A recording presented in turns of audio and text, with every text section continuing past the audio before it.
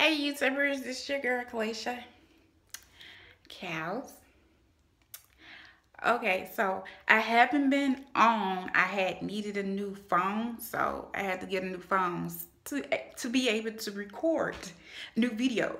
I know some of you are referring to my video with the the crochet braids with rubber bands. Okay, so today I will show you an example. I just took my braids down, so I have on a wig. So yeah, so I'm going to show you an example of how you do it. I mean, I actually did it on my own, and when I started doing it, I seen more videos on it. So I would actually teach you how to do it.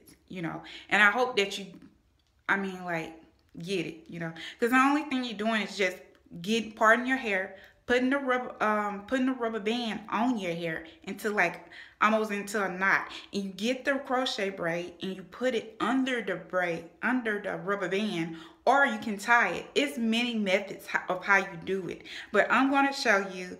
And I'm sorry that I wasn't able to respond fastly, but I'm responding now. Peace.